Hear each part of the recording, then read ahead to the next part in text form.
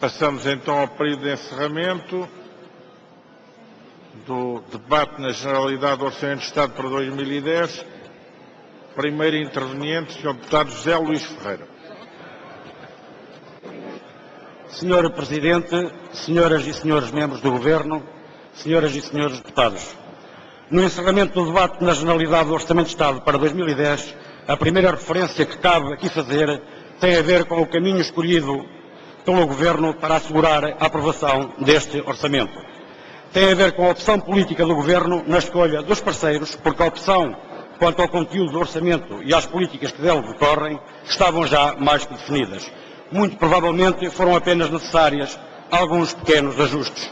O Governo, que começou por conversar com quase todos os grupos parlamentares da oposição, depressa deixou pelo caminho os partidos à sua esquerda. Para negociar com a esquerda, teria de mudar a política, conversou ontem o Sr. Primeiro-Ministro nesta Assembleia. E isso era muito aborrecido, acrescentamos nós. Assim foi mais fácil. O orçamento também agrada à direita e, portanto, as coisas estão desta forma facilitadas. E não é só o Partido Socialista e a direita que ficam satisfeitos com este orçamento. Também os bancos e os grandes grupos económicos encontram motivos para satisfação, porque têm assim a garantia de continuar na cavalgada dos fabulosos lucros que, mesmo em tempos de crise, têm vindo a apresentar. Só nos primeiros 9 meses de 2009, os 5 maiores bancos acumularam lucros superiores a 1,5 milhões de euros. E a insensibilidade social ou a imoralidade que tem vindo a reinar vai, pelos vistos, prolongar-se no tempo, já que este orçamento, ao mesmo tempo que garante a estabilidade dos lucros para o setor financeiro, impõe a redução dos salários, menos emprego e menos apoios sociais para a generalidade das pessoas.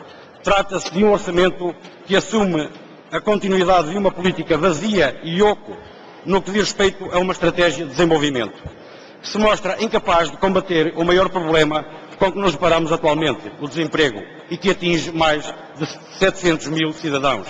E sobre este grave problema, o Governo dá um mau exemplo e um exemplo de mau gosto. Em jeito de uma espécie de política franciscana do tipo olha para o que eu digo e não olhes para o que eu faço, o Governo retoma a fórmula na administração pública do sai em dois e entra um. Um orçamento que impõe o congelamento dos salários aos funcionários públicos mais mal pagos da Europa, provocando uma diminuição real dos salários daqueles que perderam nos seus escalões mais baixos, em média, cerca de 4% do poder de compra real nos últimos 10 anos. Que, ao invés de apostar mais na ação social escolar, procura de responsabilizar o Estado das suas soluções, como se constata na criação do sistema de garantias de empréstimo bancário aos estudantes. Que não procura combater de forma eficaz a fuga e a evasão fiscal. Que teima em não proceder à tributação generalizada das mais-valias e insiste na concessão de benefícios fiscais ilegítimos, que se basta com a parca tributação efetiva do setor financeiro e dos seus muitos milhões de euros de lucro, ao mesmo tempo que permite o alastrar dos níveis de pobreza e a persistência de um dos maiores níveis de desigualdade social e distribuição da riqueza na União Europeia. Um orçamento que encolhe o investimento público e que, através do aumento da cativação, transforma o investimento real disponível para 2010 inferior em cerca de 100 milhões de euros relativamente ao investimento de 2009. É mais que visível a quebra generalizada do PIDAC, muito perto dos 25%, quando comparado com o montante executado no ano passado, caindo assim para um nível mais baixo dos últimos 8 anos. E ao mesmo tempo que o PIDAC emagrece, as parcerias público-privadas engordam. Na saúde crescem 60%, na ferrovia crescem mais de metade e na rodovia aproxima-se da duplicação. Como consequência, temos o acentuar da desorçamentação e a respectiva dificuldade de fiscalização por parte desta Assembleia relativamente aos contratos que o Estado vai assinando com os privados, questão que, aliás, tem sido levantada pelo Tribunal de Contas. Mas, mesmo magro, o PIDAC poderia contribuir para combater as assimetrias regionais, mas nem isso aconteceu. Os distritos do interior assistem a uma substancial redução, fomentando ainda mais a desertificação do interior. Relativamente ao ambiente, confirma-se que o Governo continua a ver nesta área o parente pobre em termos orçamentais. As verbas continuam a cair. De 2009 para 2010, o total consolidado passa de 581 milhões de euros para 330 milhões. E nem o facto de estarmos no Ano Internacional da Biodiversidade teve algum peso ou relevância na ponderação do Governo. as verbas destinadas à conservação da natureza continuam a cair de forma abismal. Só de 2009 para 2010 cai cerca de 5%. O ICNV tem hoje uma verba que corresponde a metade da verba que tinha há 7 anos atrás. Cortes sucessivos que nos dão a clara dimensão da importância que as áreas protegidas e a conservação da natureza revestem para o Governo.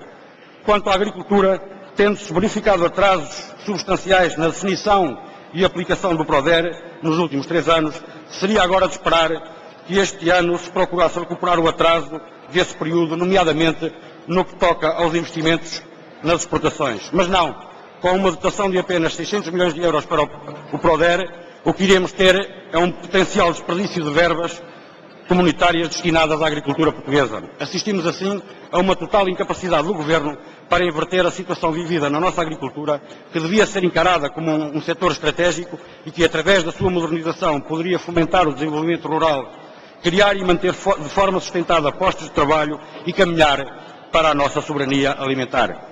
Estamos, portanto, na nossa perspectiva, perante um mau orçamento.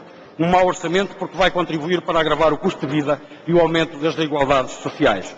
Um orçamento baseado, como outros o foram no passado, em previsões de receitas fiscais de crescimento e de inflação duvidosa e cuja única certeza é aquela que os trabalhadores conhecem desde há anos, a contenção salarial. Por fim, dizer que os contornos que envolveram a elaboração deste orçamento de Estado foram tão nebulosos que chegamos a esta fase sem saber se este é o orçamento do Bloco Central alargado ao CDS-PP ou se é o orçamento da AD alargado ao Partido Socialista.